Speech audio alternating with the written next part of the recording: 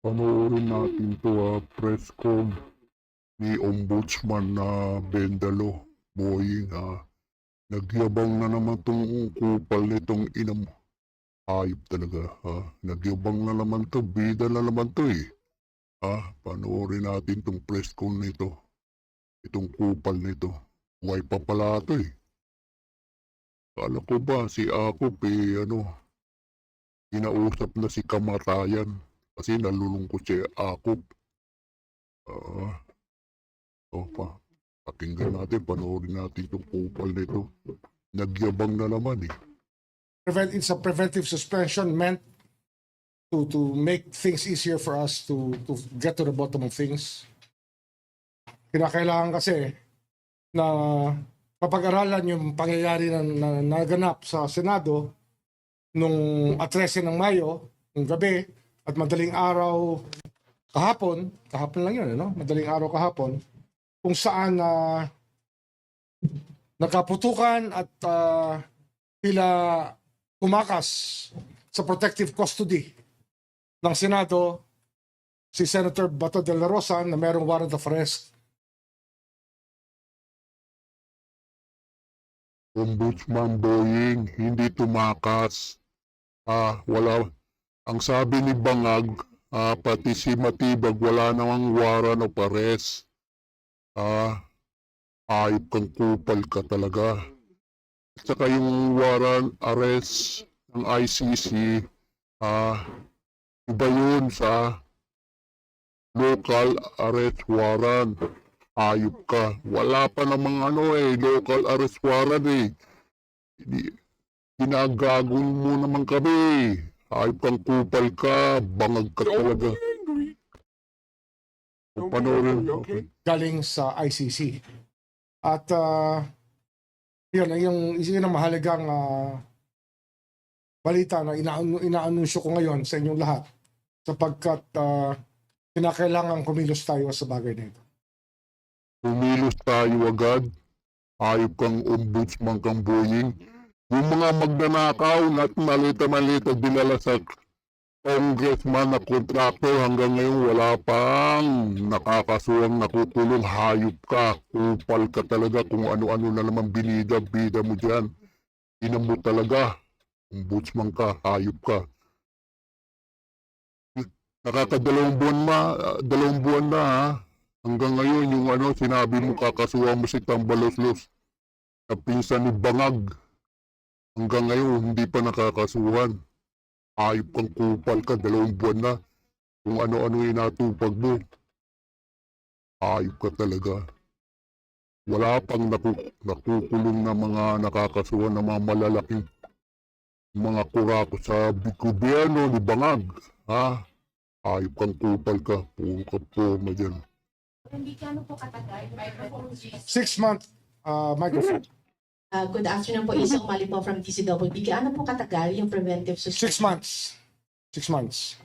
And Tapos si Aplas ka pa yung suspend. Nagpaputok din yung mga NBI. Sabi ni Matibag wala raw NBI. Bakit meron NBI sa loob ng Senado? Hayop kang kupal ka. Kung hindi sila pumunta sa loob walang maririnig na putok. Saka warning shot lang yun. Hayop kang kupal ka. Inamo talaga, ombudsman ka. Inang mga balat mo, ombudsman. Malapit-lapit ka ng isang pirma na lang ng uod. Hayop ka. Magbago ka na, bago ka mawala sa mundo, hayop ka. Nakakadalawang karma ka na, hayop ka. Leukemia, puso, hayop ka. Hintayin mo yung pangatlong karma, hayop ka, upal ka.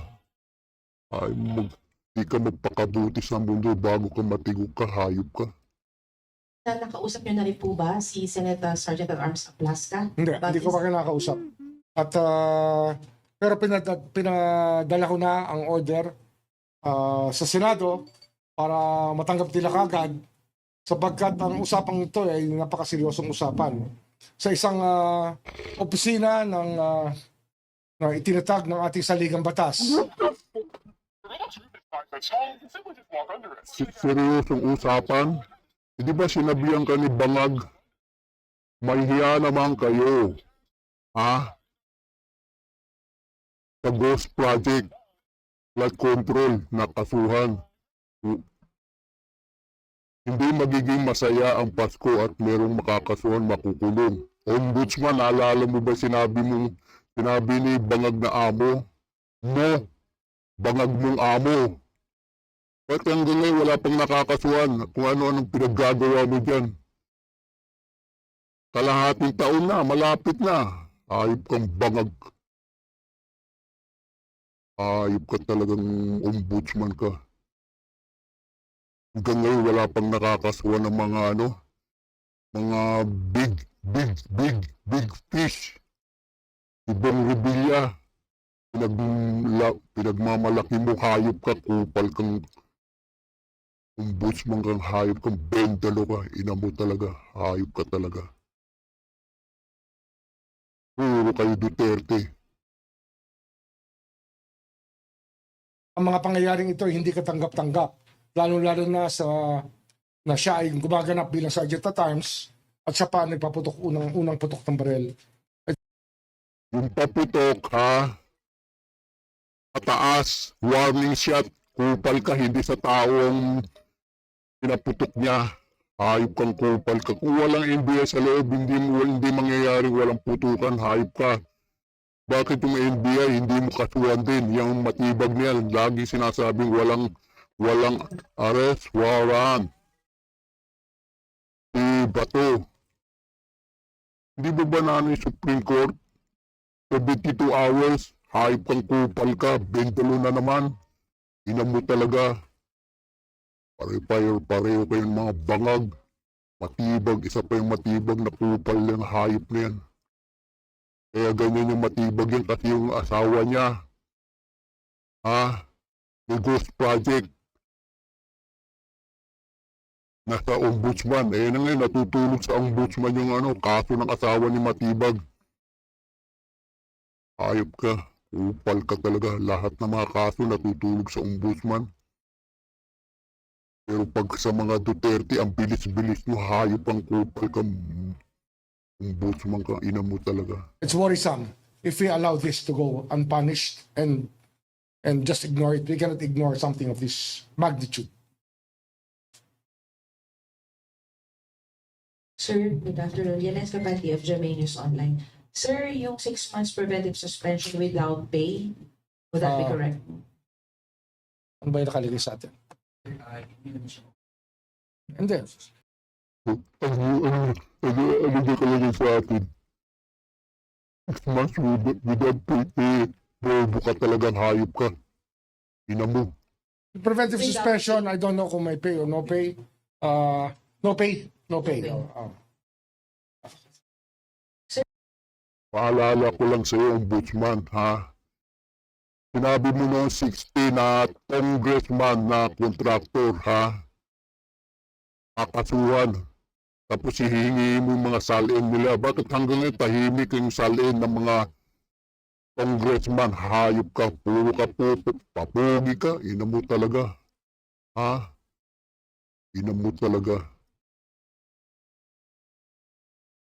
Hayop ka na, high blood na naman ako sa'yo. Upal ka talaga. Sana matuloy na yung request ni Akop na request niya sa kamatayan na kunin ka ng hayop ka. Ina mo talaga. Hindi ka makabuti sa mundo, hayop ka. Puro ka demonyo, hayop ka yung mga... Puro kayo Duterte. Ina mo talaga. Upal ka talaga. Dito tayo. Kaya ano, Aplaska interview. Bilyonaryo news channel ha, kung ano talaga nangyari. Babayan. Unahin na po natin kung bakit po nabanggit po sa akin dito kanina na mayroon na pong mga staff na tila nakakaalam na may mangyayari. Kasi ang nangyari daw dito ay mayroong mga senador na nag-abiso sa mga kapwa senador na parang binibigyan na sila ng babala na umuwi ka na, umuwi ka na. At ito hindi lang nangyari sa isang senador. May iba pang mga nakakuha ng tawag o text na sila daw ay binabalaan na maganda siguro umuwi ka na. Bakit po ganon? Alam po, Ma'am Corina, since morning of yesterday, we have been constantly receiving reports na the NBI will forcibly serve the warrant to arrest Senator Bato.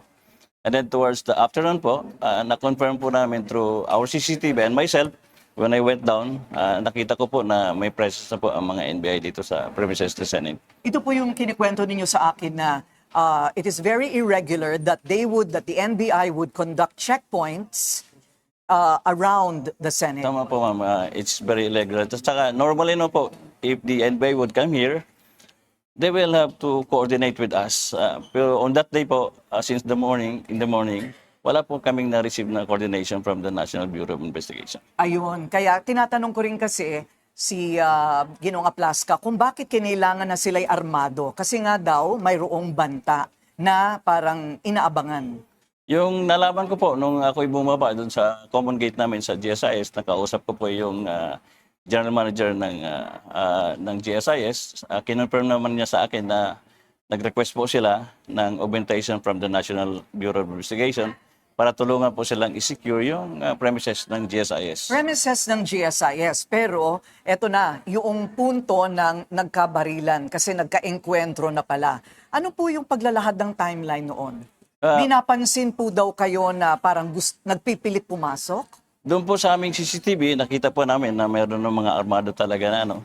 And so I reported the information to the Senate President at nagpaalam po ako sa kanya na I will have to go and check kung totoo talaga. With armed Marines? Yes po, nag-assemble po kami ng aming quick reaction team to include the Marines and the PNP. At pumunta po kami doon sa second floor emergency exit. At malinaw naman, nalinawan naman tayo ni Ginoong Aplaska na ang Office of the Sergeant at Arms of the Senate, they do really have Marines in their office. Tama po, ma'am. The Marine contingent po is part of our regular security force dito po sa Senate. Has it always been that way? Dati Tama po, accurate naman po ng yung report ng NBI na kasi po nung dumating po kami, nakita namin na meron pong mga armadong tao at nakita namin ano po sila, yung may mga ano po na NBI. Pero challenge po namin sila kung sino sila. Sumagot naman po sila na NBI. And then, as part of our procedure, binigyan ko po namin sila ng verbal warning para ilapag po yung kanilang mga baril. And then? And then, pero nakita po namin na instead of heeding our verbal warning, tinaas po nila kanilang mga baril. So, that prompted us to fire the warning shot. The warning shot was not intended to harm anybody. Hindi po, sa taas lang po. Hindi kaya merong tatagos yun at merong matatamaan sa taas? Hindi naman? Wala na wala pong bubong na. dun sa labas. Nasa ledge po ito. Ombudsman, ha? Warning shot pataas. Upal kang hayop ka. Ina mo, matibag. Dati, pulis patola. Ngayon na, NBI patola. Mga NBI patola na ngayon, matibag kang hayop ka. Ina mo talaga. Sabi nila, Abu!